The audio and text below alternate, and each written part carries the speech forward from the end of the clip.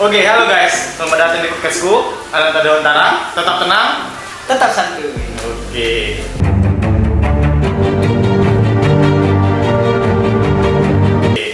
Oke, jadi kali ini aku kedatangan bintang tamu. Dia adalah ex-OSIS SMA Negeri 5 Binjai tahun 2020-2021. Dan sekarang dia pengacara, pengangguran banyak acara. Beginilah. Kita sambut. Fikran Ridho. Dok. Halo semuanya. Halo kan Dok? Alhamdulillah baik. Ya baik-baik. Itulah. Baik-baik jambu lah ya. Baik jambu. Baik-baik jambu. Nah, baik pun harus dibaik-baikkan. Banyak bersyukur ya. Yang penting nggak terlihat sedih ya di depan orang banyak. Sedih. Kita sebagai umat itu harus kayak mana ya? Gimana? Harus yang jangan kalau bisa kita berorang bahagia walaupun kita sedih. Terima kenyataan aja ya. Terima kenyataan aja.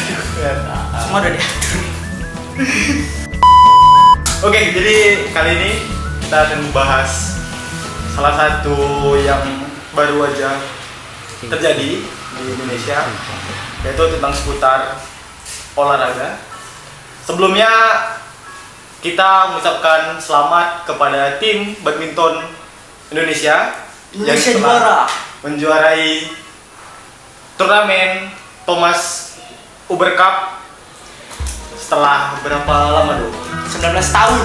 19 tahun akhirnya kembali ke Indonesia kembali, dan harapannya ke depannya semoga Indonesia bisa mempertahankan gelar juara ini dan tetap menghasilkan bibit-bibit atlet yang membanggakan untuk Indonesia ke depannya.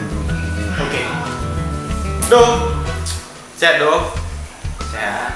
Jadi apa kegiatan belakangan ini Dok?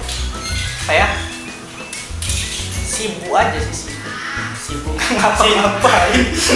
Sibuk aja apa sok sibuk? sok sibuk. Sebenarnya beda nih, sibuk aja kan memang ada kesibukannya, cuman nggak terlalu sibuk sebenarnya. Sok Sibuk gitu ya. Iya. Nggak Ya. ada kerjaan tapi sok diada-adain gitu. Iya, sering-sering upload di sosmed aja biar nampak ada kerjaan. Biar sok hidup ya. Sok hidup aja. Soalnya kalau nggak muncul di sosmed kiranya udah kan. Nah, itulah kadang dicari kan. Mana kalau nggak pernah buat sosmed udah mati udah. Bisa udah mati. Mati dia memang perasaannya.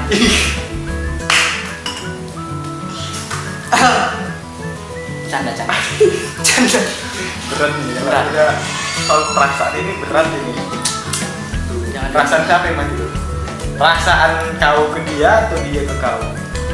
perasaan itu sebenarnya tuh nggak ada yang mati sebenarnya, karena kalau mati perasaan itu ya kau semua tuh mati. Jadi kayak lebih belum siap aja gitu, belum siap untuk ke zona itu. Tapi sebenarnya cerita belum siap. Sebenarnya bukan belum siap. Jadi Cuman bukan kau aja orang yang dia mau. Ada orang lain yang dia mau gitu. tapi aku mau dia. Nggak dapet cinta, dukun bertindak. Ya itulah hukum alam. Nggak gitu dong, semua orang.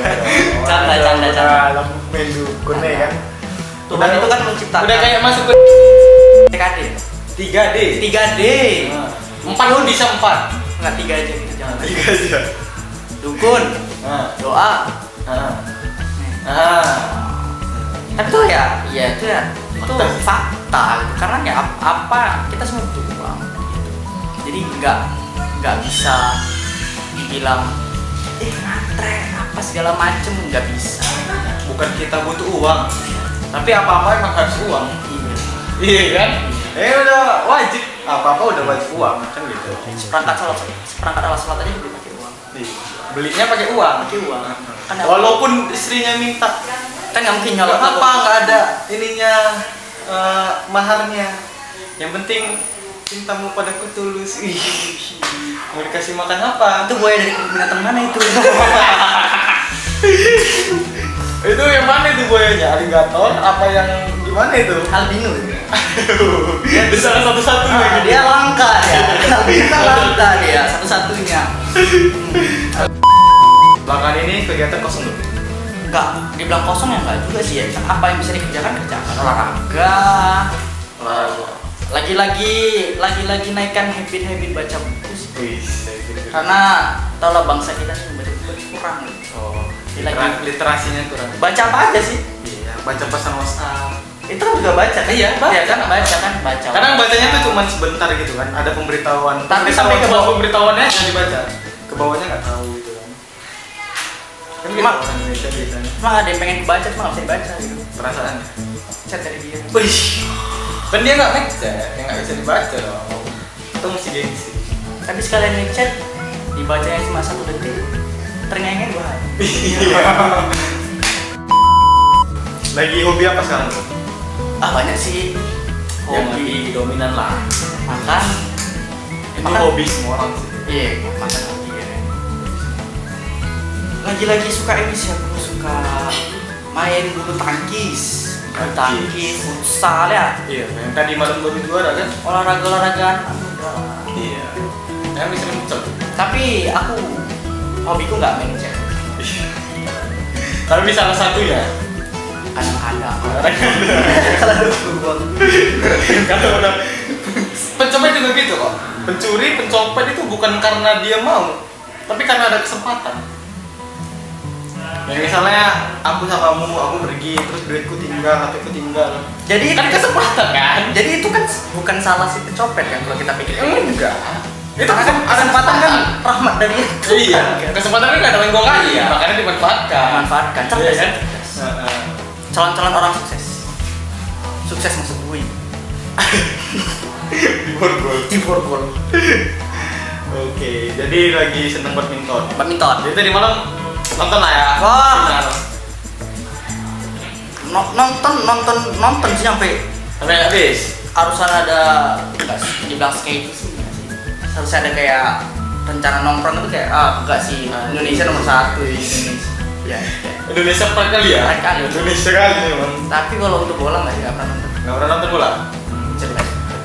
Tapi kalau cewek sama badminton, mana dulu? Badminton dulu baru kamu.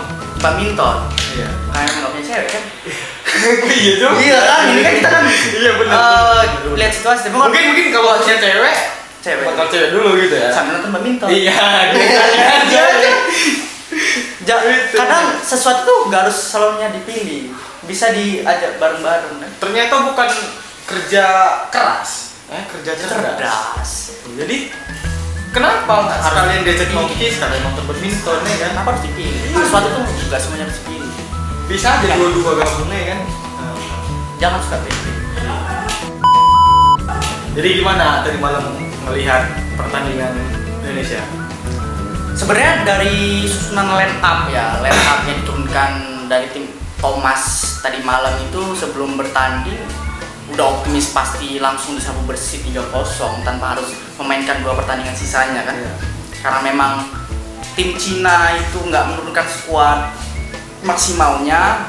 Ya kita tahu 1 hari sebelum final kemarin si Yuki tunggal nomor 1 Cina itu cedera, pas lawan siapa? Kento Momota dari tunggal putra Jepang. Dari terus ganda putra yang sering jadi lawan beratnya Minions nggak turun kan? Iya. Jadi ya memang Cina itu nggak lagi nurunkan skuad maksimal ya tahun ini di Thomas Cup. Jadi suatu kesempatan emas sudah jadi bagi Indonesia untuk bisa bawa pulang Piala Thomas yang hampir 20 tahun, 19 tahun dari 2002 terakhir kali itu dibawa pulang ke Indonesia.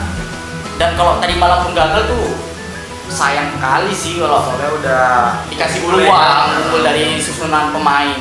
dan aku rasa susunan pelatih itu menarik ya. Soalnya begini, biasa kan yang main tunggal ganda putra itu kan Kevin Luan kan? Dion, Sama si ganda. Dion kan? Ya. Nah ini kan dirubah jadi si Fajar sama Rian. sama Rian kan? Menurut aku itu keputusan yang pas gitu. Kenapa? Karena mungkin ya Cina ini berpikir yang main Luan ini adalah orang Kevin. Soalnya kan ini nggak ada rankingan nih. Biasa kan main itu kan harus menurut rankingan kan. Nah ini kan nggak ada rankingan. Jadi dari situ kayak menarik aja karena memang dilihat si Fajar Alvin sama si Rian itu lagi memang on fire kan. Kalau dari yang sebelumnya lawan Denmark aja udah 2-0 kan. Nah, jadi menurut aku itu keputusan yang pas, kayak sesuatu yang diambil secara benar-benar matang memikirkannya. Ya, pantas Indonesia juara itu bukan karena kasihan, bukan karena Jonathan, bukan karena Ginting, ya karena memang dengan komposisi pemain, komposisi atlet yang begitu mencukupin, mereka bisa juara.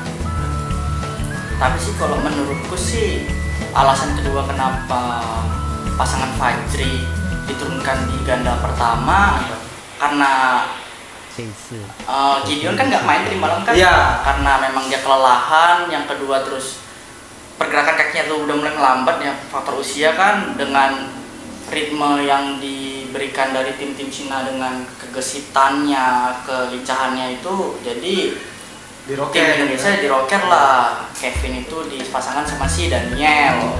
Karena memang kalau misalnya pun dipaksa kayak naikkan ke atas si orang Kevin, nah kan Kevin ini kan mungkin kalau sama Daniel ya kita bukan bilang nggak terlalu cocok, tapi karena memang komposisinya mungkin belum padu butuh adaptasi, video semua itu kan butuh adaptasi. Nah, jadi itulah keputusan pelatih untuk meroket si Kevin jadinya di urutan ke bawah, di pertandingan ke bawah, si yang naik jadi di ganda putra yang pertama gitu.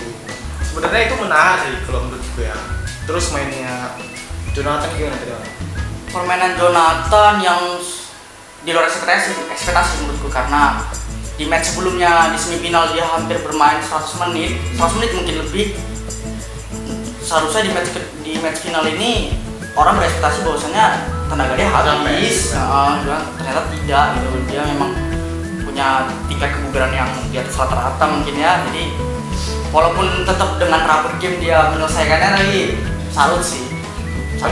Tapi kan yang menariknya itu gini, dia ngambil 3 match itu kan. Nah, yang 2 game dia rebut, satunya dia kalah. Tapi menurut aku untuk di satu pertandingan pertama, kau pernah berpikir nggak sih bahwasannya tim Indonesia itu rata-rata kalah duluan di match 1? Karena setelah kulihat kayak iya sih, kadang ku cermati itu kan tipikal tim Indonesia nih nggak harus di badminton doang sih, lebih kadang di olahraga lain juga kan tipikal yang harus dipancing dulu atau di apa sih, disemangati dulu gitu kan, apa sih, lambat panas gitu ya. Dan sebenarnya di lain dari itu menurut aku tuh ya, kenapa tadi malam si Ginting bisa kalah dulu di set pertama? Ya aku rasa dia masih mau ngebaca permainan dari Cina sendiri. Nah, setelah dia ngebaca di set pertama dan terbukti kan di set kedua, di set ketiga dia bisa menang dengan, ya aku rasa itu mudah loh, capek sendiri kan pemain Cina kan.